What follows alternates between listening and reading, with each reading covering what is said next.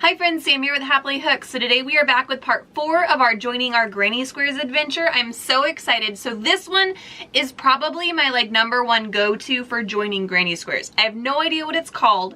I was just taught this when I was really little. So if there is a name for it, please leave that in the comments below because I have no idea what it is. But this is a way that I was taught how to join granny squares by my super sweet granny. She wasn't actually my grandma, but that's what we called her. She was our neighborhood granny and I loved her to pieces. So this is how I did it.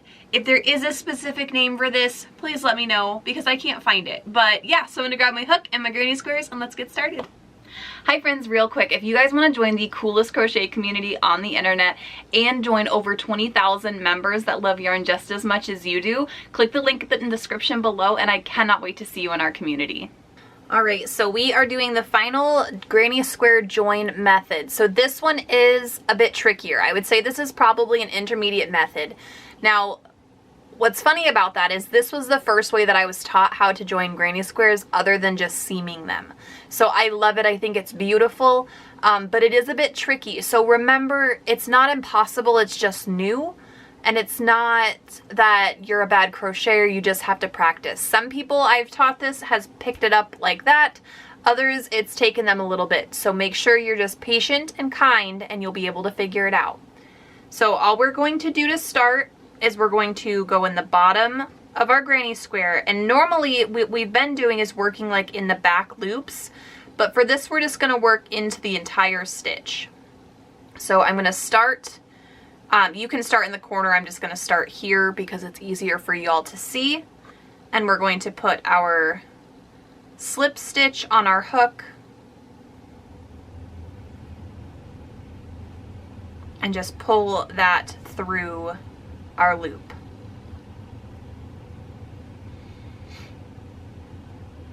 And now we're going to take the loop off of our hook and we're going to insert it into the stitch on the other granny square from the top and pull that loop through there as well.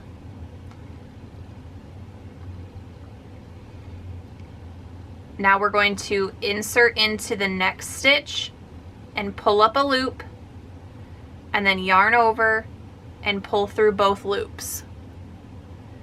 And then we take our hook out. And in this top granny square, we're going to go into the next stitch, put the loop back on our hook, and then pull it through that stitch. Then we insert it into the next and pull up a loop, and then yarn over and pull through both. Take it off of our hook. Go into the next stitch and put the loop back on our hook and pull it through. And then we go into the bottom granny square and make a single crochet, take it off of our hook. These are my chain stitches that I made way too tight. Put it back on our hook and pull it through. Go into the next and single crochet off of our hook, into the next, put it back on our hook and slide it through. And this is, it kind of looks like a braid. I don't know if that's what it's actually called. I've tried Googling it. I can't find a name for it. I might be wrong. I don't know. But I know that my grandma Mickey taught me how to do it this way.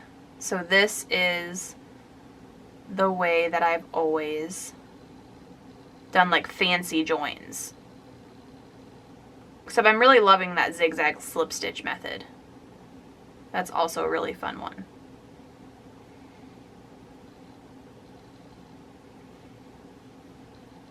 This joining method is really good for yarn of a contrasting color. It's really good for yarn of the same color. If you made your granny squares multicolors, you could always do like a white or a black or a gray to separate those.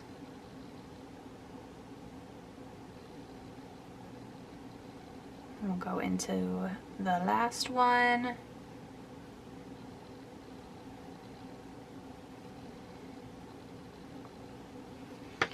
But yeah, so it looks like a little braid. And like I said, this is a little bit fancier than any of the other ones that we've done this week. But I just love this texture, and it's flat. This is the back side of it.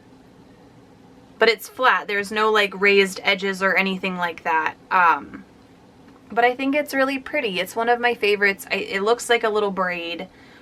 So if you had it this way, it would look like a braid, and it's cute.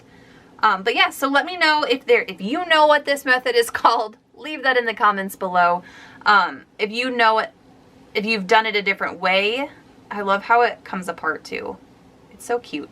If you have another joining method that you love, leave that in the comments. I don't know how often we'll do these, but this was a fun little series that we did. So let me know what you think. Let me know if you've done it this way, and I cannot wait to see you guys in the next video. Bye guys.